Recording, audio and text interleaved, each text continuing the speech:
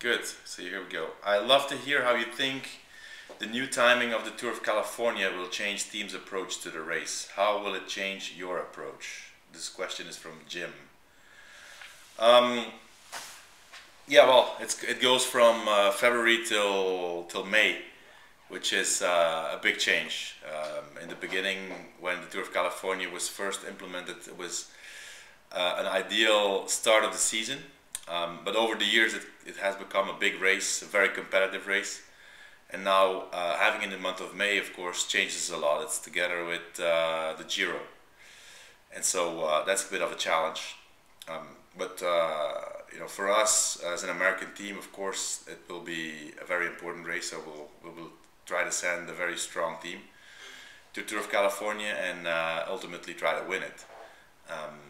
Competition is very, very tough with other American teams and also other European teams who have gotten to really like the race in California. But it's going to be a bit different. It's not going to be a preparation race anymore. It's a real objective, and in the month of May we want to be very competitive.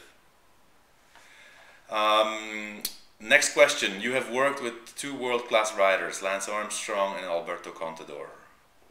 What I want to know is, do you think Contador has the ability and the potential to be as good as Lance or even better? Comes from Andy from Birmingham, England.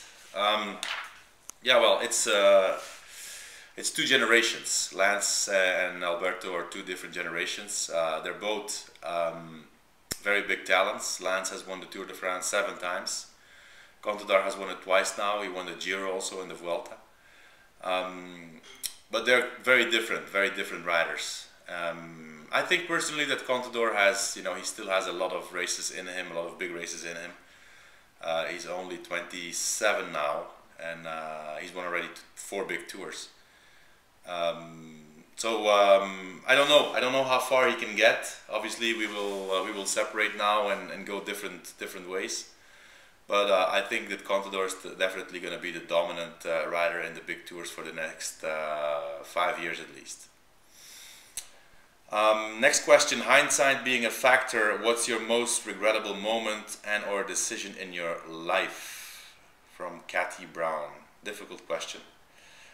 I don't know actually. I don't know. I mean, I don't have any regrets. There's always little things that you think you can do better or a little better, but I don't have any specific regrets or I think all the things I've done wrong, I've learned from it, and I try to not make the same mistakes in the future.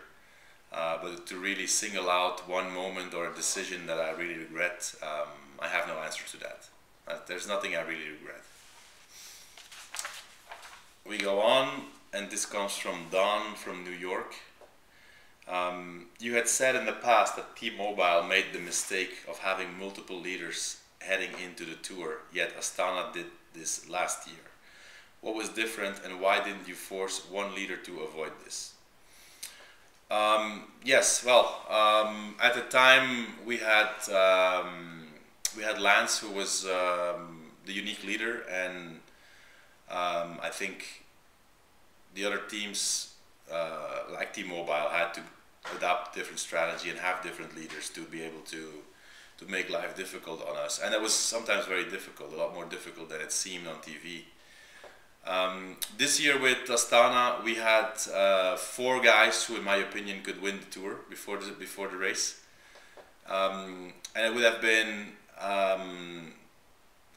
a shame to not utilize that situation to our advantage. Of course, we all knew that Alberto was the #1 favorite, that he was the strongest. But the fact that we had 3 other guys that could win, I mean, in the Discovery and the Postal days, we never really had that situation where we had somebody else who was also a podium candidate. Here with Astana, with these 4 guys, I think for us it was a good way to get off the unique favorite role a little bit, although we had to take our responsibilities whenever we had to. But with 4 potential winners, it made life difficult on other teams. Unfortunately, we lost Levi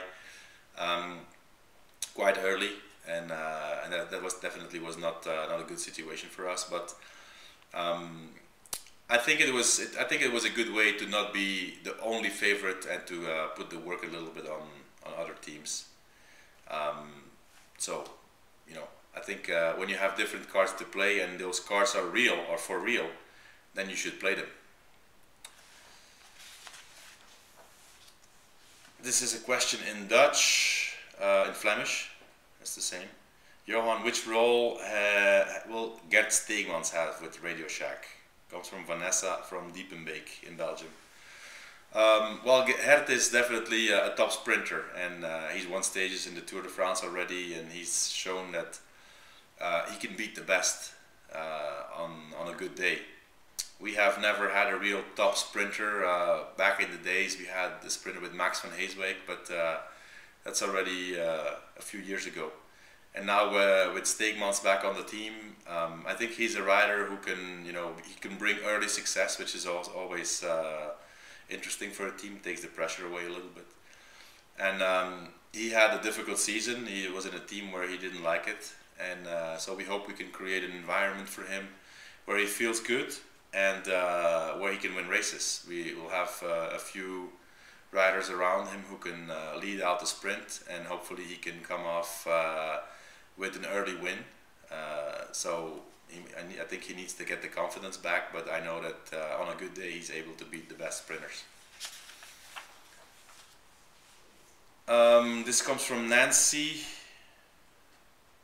from St. Cloud, America. How necessary is a common language to team cohesiveness? It's important. I think it's important that there's a common language. Mostly it's English. It has been English on the teams I have run. And although, you know, the Spanish or the Italians or the Portuguese or the Russians are not fluent in English, at least they have to understand the basics. They have to be familiar with cycling language, with the cycling vocabulary, and that has never been a problem. But it's definitely important that there's at least a language where everybody understands, at least in terms of race tactics or a team meeting, that they get really what is said in the meetings and the instructions of the team. And so it is important. It's necessary that people speak at least the same language. This is a question from a mom who has a son, and she asks the following. My son's passion is cycling, and his goal is to be on a pro tour team. He is 12 years old and rides 120 to 180 miles a week. Is this too much, or should he ride more? Is there something we should do as parents to help him achieve this goal? Victoria from Edmond in America.